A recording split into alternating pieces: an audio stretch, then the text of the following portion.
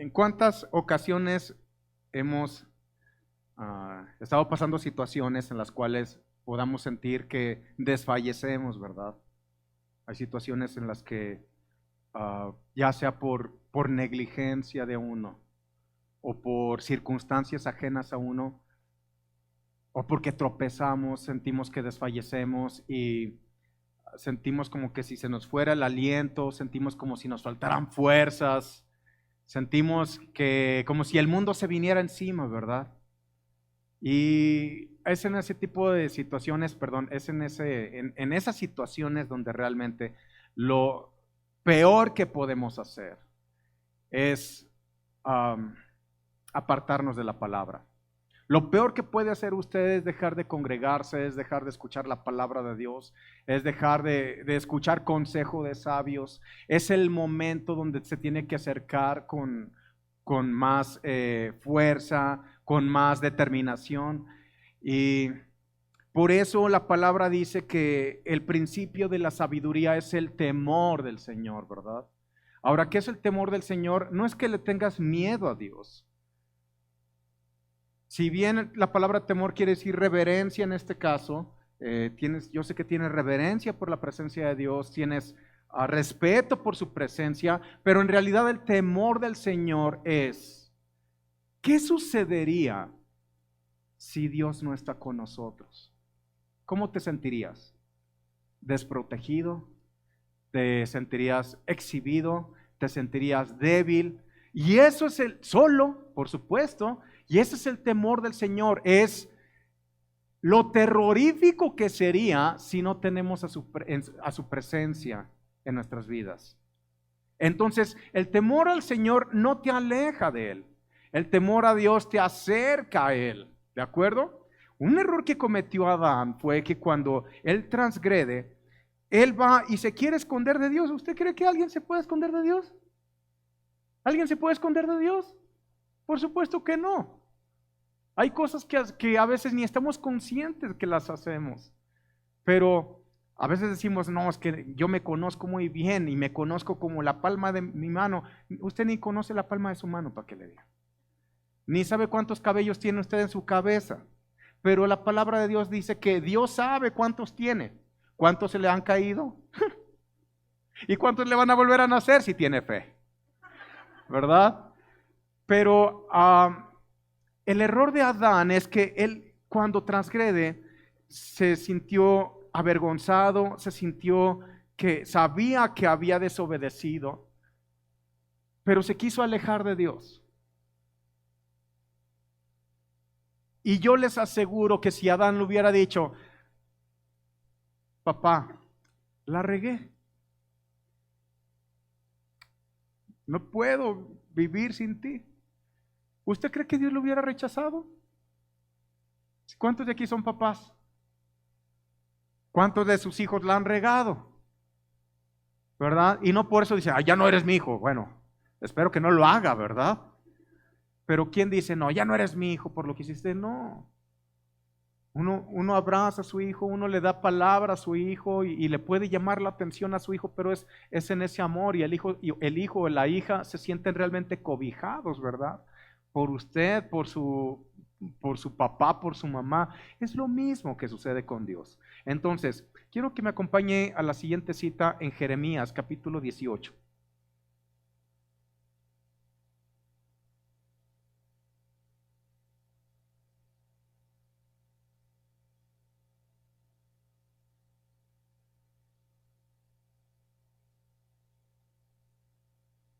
¿Sabe que Dios nos habla de muchas formas, nos habla de muchas maneras y a veces nos habla y nos dice, observa, por ejemplo, ¿cuántas veces Dios le ha hablado a través de un programa de televisión? Levante la mano.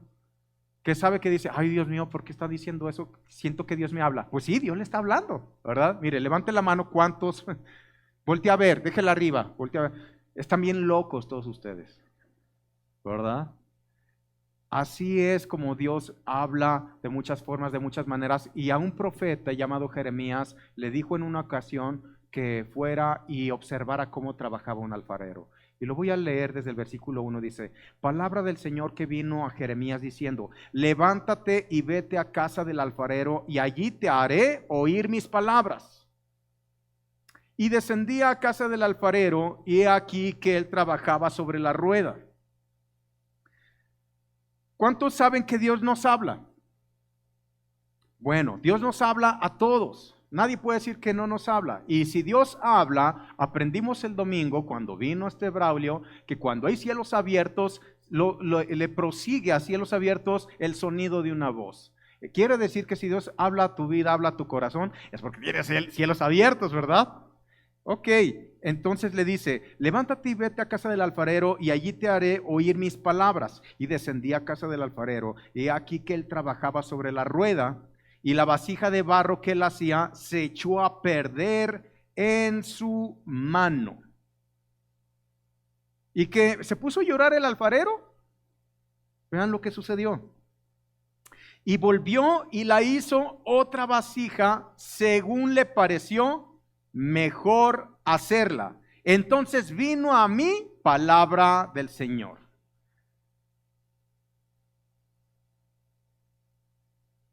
¿Han visto, bueno, quién vio la película de Ghost? Cuando están, ¿se acuerdan de esa película? O sea, los que todavía somos chavos, ¿quiénes son de la generación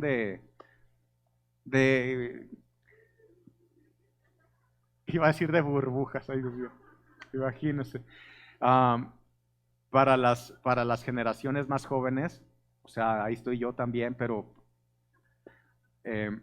ahí en esa película se ve como una persona, él estaba dando molde al barro, ¿de acuerdo? Entonces, el barro mientras esté fresco, están con la rueda, está girando ese barro y las manos del alfarero son las que da la forma a esa vasija. Y Dios le estaba diciendo a Jeremías, esas vasijas realmente somos nosotros. Y ese primer molde que se hizo, ¿sabe qué pasó? Se echó a perder. ¿De qué está hablando? De la vieja naturaleza. Antes de Cristo. Cuando nosotros nacimos de papá y mamá, nacimos con esa naturaleza pecaminosa, ¿verdad? Dice que el pecado de Adán pasó a toda la humanidad. Todavía usted ni pecaba y ya era considerado pecador. La esencia era de pecado. Pero dice que él observó cómo ese alfarero no se quedó así, sino que volvió a moldear esa vasija según le pareció mejor. Y yo quiero que sepas que si tú has nacido de nuevo, ahora estamos en manos del alfarero. ¿Quién es el alfarero si no es papá Dios? Y Él nos está moldeando según a Él le parece mejor. Ahora, ¿qué le parece mejor a Él? Él nos está moldeando conforme a su imagen y semejanza. Ese es el molde que está haciendo contigo, y contigo, y contigo, y con las personas que nos están siguiendo también. No quiere decir que nosotros vamos a moldearnos como nosotros querramos, ¿verdad? ¿Cuándo ha visto que la vasija se moldea como quiere? No, tiene que estar en manos del alfarero. Y en esta nueva naturaleza, cuando ya tenemos el ADN de papá, cuando tenemos ese reflejo, esa vasija va a ser en la que se va a depositar la misma gloria o la esencia de lo que es Dios. Vamos a 2 de Corintios, capítulo 4.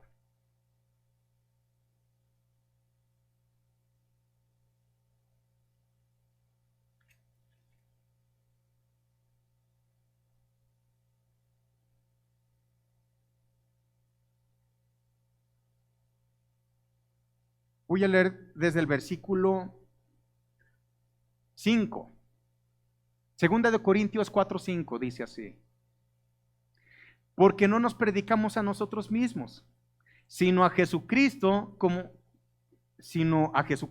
Señor, y a nosotros como sus siervos por amor de Jesús. Porque Dios, que mandó que de las tinieblas resplandeciese la luz, es el que resplandeció, ¿en dónde? En nuestros corazones, para iluminación del conocimiento de la gloria de Dios en la faz de Jesucristo. Quiere decir que el conocimiento de su gloria ahora está siendo depositados. ¿En dónde? En estas vasijas de barro. Vamos a seguir leyendo el siguiente versículo 7. Pero tenemos este tesoro en vasos de barro, para que la excelencia del poder sea de Dios y no de nosotros. ¿Qué quiere decir esto? ¿De quién es la excelencia del poder? Es de Dios. Es la gloria de Dios depositado en ti, que eres como esa vasija de barro, para manifestar su gloria, para manifestar su poder, para manifestar su amor.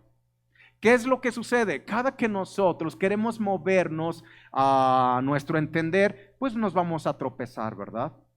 Nos vamos a tropezar, vamos a cometer errores, pero cuando volvemos otra vez a ese temor del Señor y decimos, Dios, te necesito.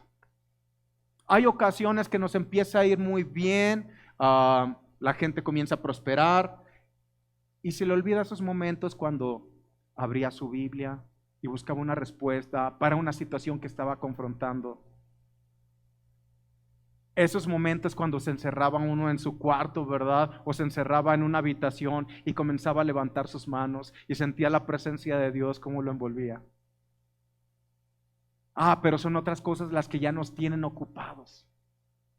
Son otras las prioridades que hemos tenido. ¿Qué es lo que sucede? Llega el momento que volvemos a tropezar, volvemos a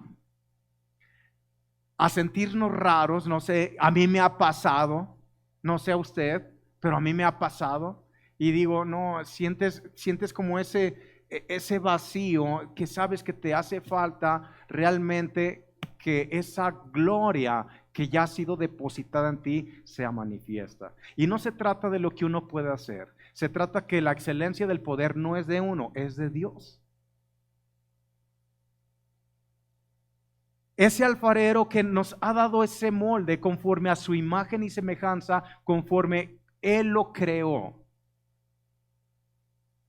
Y que no solamente nos ha dado el molde, sino que ha depositado en nosotros su misma gloria, que no es más que la manifestación de su poder en nosotros, ¿verdad?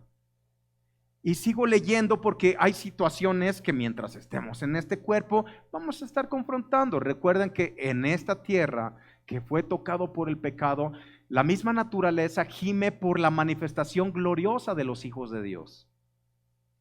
Entonces, ¿sí podemos estar pasando situaciones difíciles? Sí, la palabra dice que sí.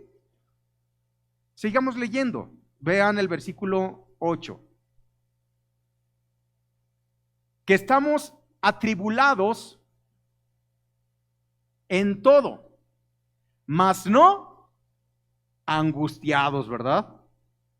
¿Cómo estamos? Podemos estar atribulados, pero no estamos ¿qué?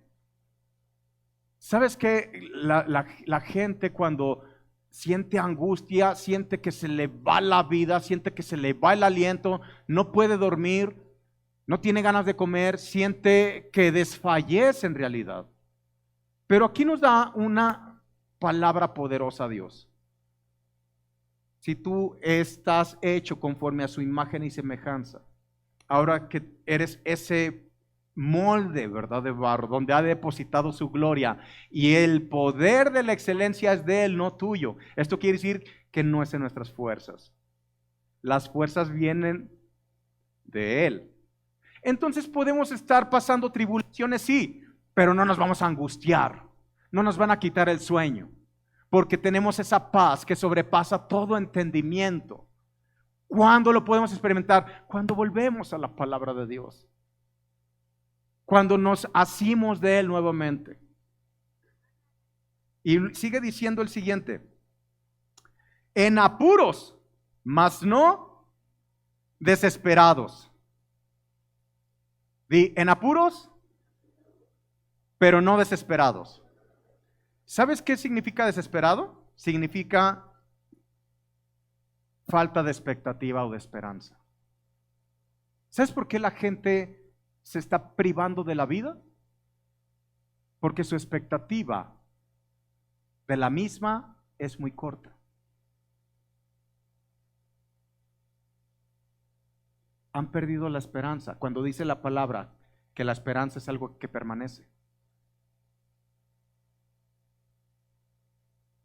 Este mensaje lo tiene que escuchar todas aquellas personas donde se le han cruzado ideas suicidas, ¿verdad?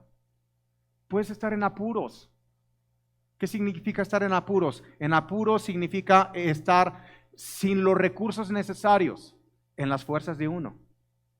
Pero la excelencia del poder, ¿de quién es? Es de Dios. Hay gente que se le mete ideas de privarse de la vida porque tiene una gran deuda que a su forma de ver es imposible pagar. En su poder sí, pero la excelencia del poder, ¿de quién es? ¿Se puede o no se puede? Lo que es imposible para el hombre, para Dios es posible, es posible. Siempre es posible para Dios. Lo sobrenatural de Dios es su naturaleza. ¿Qué puedes esperar de Dios? Sobrenaturalidad. Porque es su naturaleza ser sobrenatural. Por arriba de cualquier circunstancia, por arriba de cualquier razonamiento, por arriba de cualquier lógica. ¿De acuerdo? Entonces podemos estar en un apuro, en un aprieto, ya sea por negligencia o por circunstancias ajenas. ¿Qué importa? Dios está contigo. Y eres ese vaso de barro donde se ha depositado su gloria para que se manifieste su poder en excelencia. Entonces, ¿pero no estamos desesperados? ¿Qué quiere decir? Nosotros no perdemos la esperanza. No perdemos expectativa. Seguimos adelante. Sabemos quién está con nosotros. ¿Qué más dice la palabra? Ya vimos que si bien podemos estar atribulados, pero no angustiados. La angustia no nos pertenece. ¿De acuerdo? ¿Sí? Podemos estar en apuros, pero no desesperados. La desesperación no te pertenece, ni la angustia te pertenece. Vamos a ver qué más. Versículo 9. Perseguidos, mas no desamparados. El que habita el abrigo del Altísimo. Ay, Dios mío. El que habita el abrigo del Altísimo y mora bajo la sombra del Omnipotente. ¿Sabes qué es eso? Refugio. ¿Sabes qué significa? Que no estás desamparado.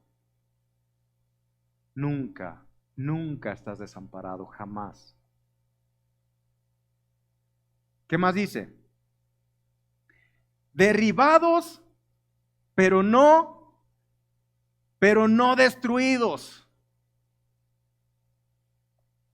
Te voy a decir algo que te va a sonar a película, pero eres indestructible.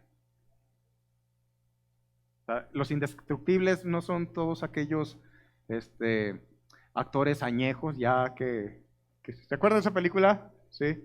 Ah, sí, les gusta el cine, ya veo que sí. Puedes tener caídas, puedes tener tropiezo y es como si estuvieras en una carrera. Te has preparado para esa carrera por mucho tiempo. ¿De acuerdo? Puede ser que esa carrera tenga obstáculos. Y cuando dicen en sus marcas, listos, fuera, sales corriendo y comienzas a brincar los obstáculos. Puede ser que te caigas en uno. Puedes estar derribado, pero ¿sabes qué? No destruido. Porque te levantas y terminas la carrera. ¿Me escuchaste? Tú tienes el poder para levantarte y terminar la carrera.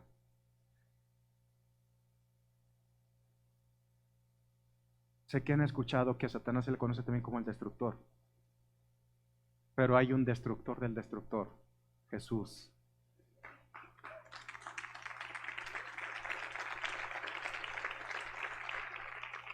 Y esa esencia te la ha dado a ti. Es como cuando tú le estás enseñando a tu niño, a tu niña a manejar la bicicleta, ¿verdad? A ver, ¿cuántos de aquí manejan bici? ¿Cuántos de aquí manejan bici? Ok, ¿se cayeron en alguna ocasión?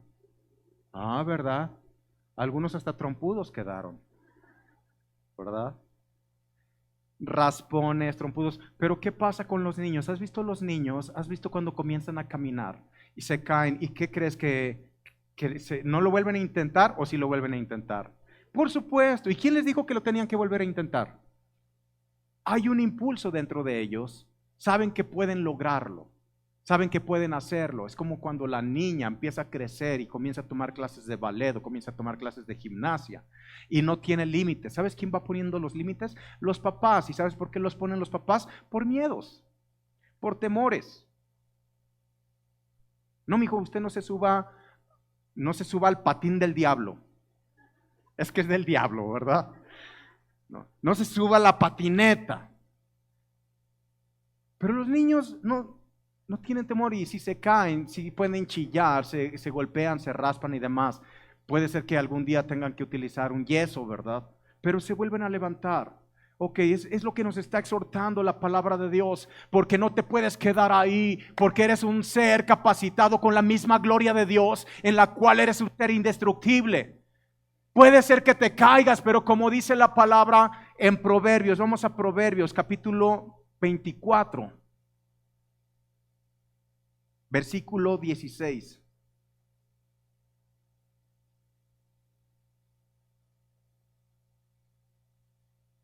Porque 7 veces cae el justo y vuelve a qué. ¿Y vuelve a qué?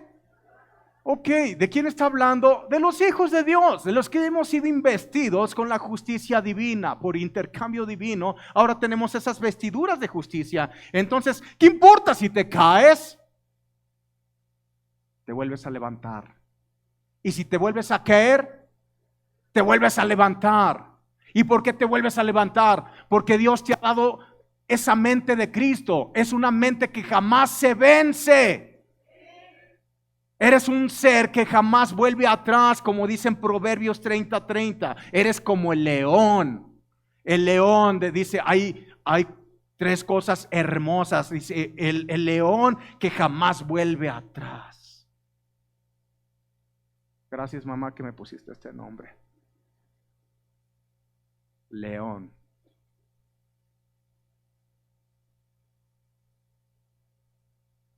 Si nos tropezamos, nos volvemos a levantar.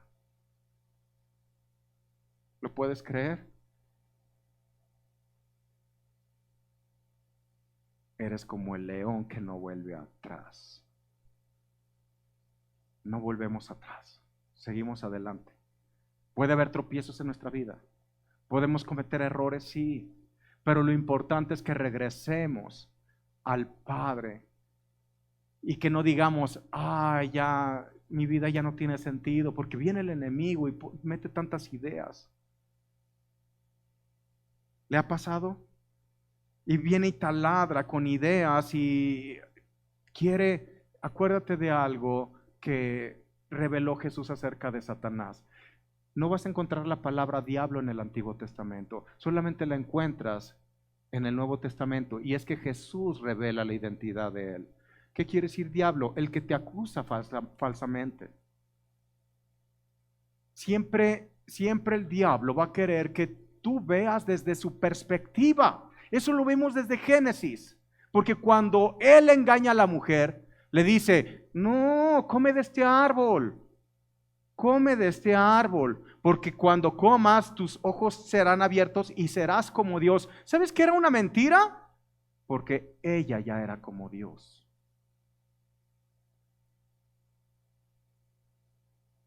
Entonces, Satanás siempre va a querer que veas desde su perspectiva, una perspectiva de un reino de muerte, donde se cierran todas las posibilidades, donde no hay esperanza, porque es lo que existe en el infierno. En el infierno es el único lugar donde no hay esperanza. Por eso dice el proverbio, mejor es perro vivo que león muerto. ¿Qué quiere decir? Que mientras hay vida hay esperanza. ¿Qué quiere decir? Que mientras hay vida hay expectativa, tenemos expectativa de vida. Y por eso seguimos adelante, ¿verdad? Malaquías capítulo 3.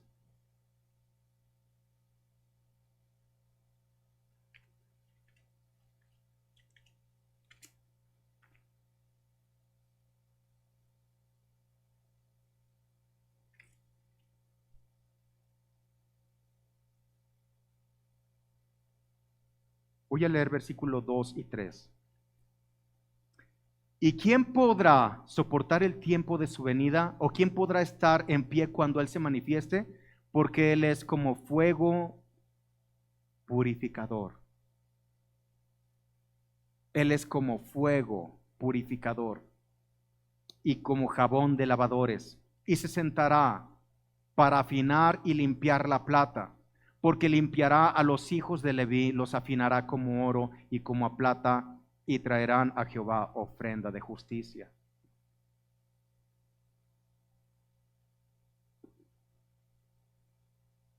Esta actividad de afinar la plata, imagínense que aquí tengo un recipiente de oro o de plata. Entonces el experto lo que hace es el oro y la plata, estos metales, los tiene que pasar por fuego. ¿Qué es lo que hace el fuego? Purifica. ¿Qué quiere decir? Que todas las asperezas y todas aquellas partículas que están impregnadas en ese oro y en esa plata, al ser pasados por el fuego, se eliminan. ¿Qué te está diciendo Dios? Tú eres como ese oro, esa plata, en la cual estás en manos del experto que Él es.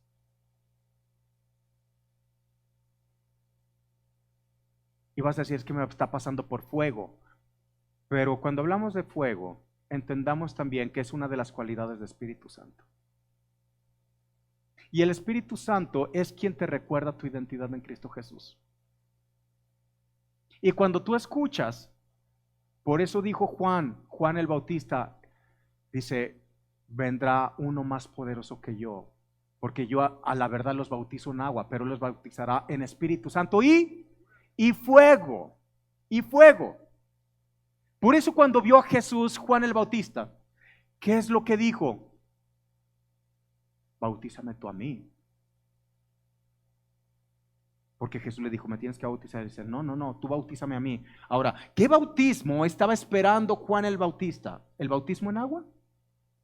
El Espíritu Santo y fuego. Por eso Jesús se refirió a Juan el Bautista como el mayor de los profetas del antiguo pacto. Pero dice que ahora en este nuevo pacto el menor es mayor que Juan. ¿Qué es lo que lo hace mayor? La presencia de Espíritu Santo.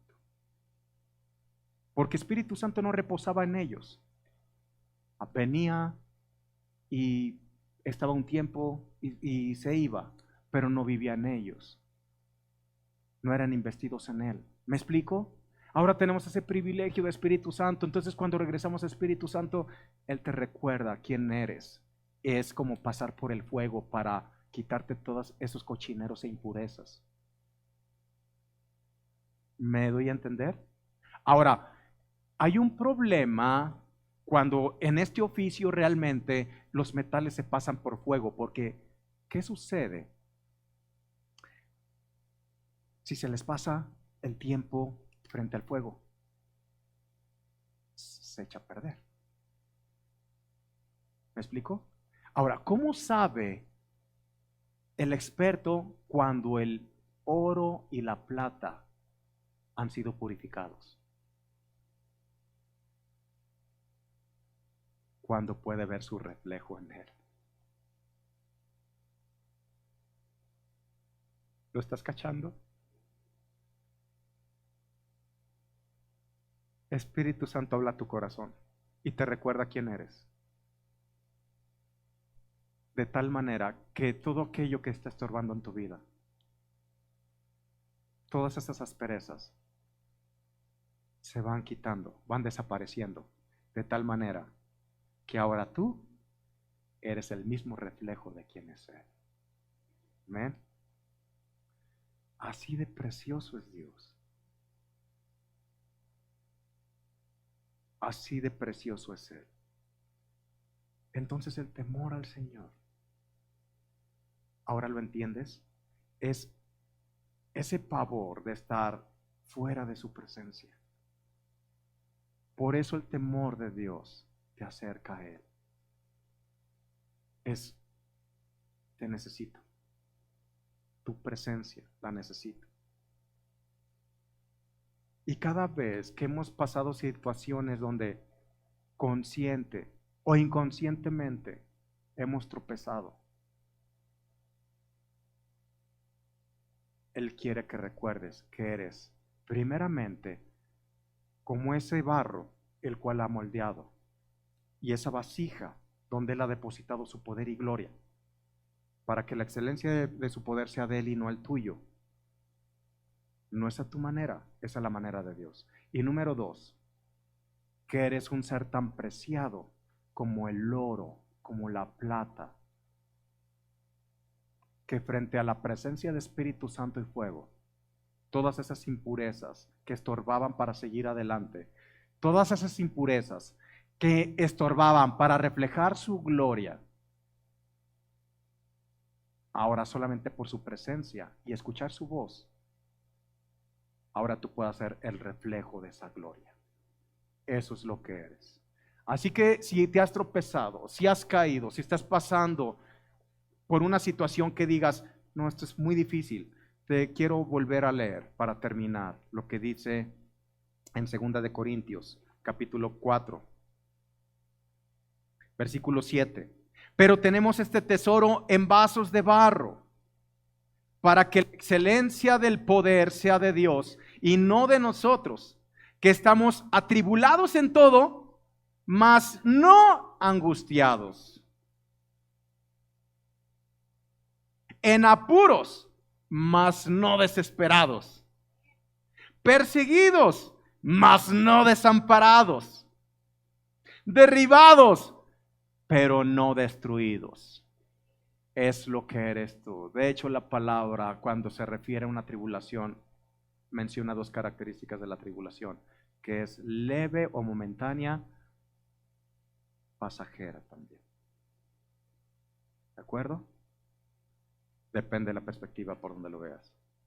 Si recuerdas quién eres y que la gloria de Dios está en ti, entonces la tribulación es leve, momentánea, o momentánea y pasajera. ¿De acuerdo? Dale un aplauso al Señor.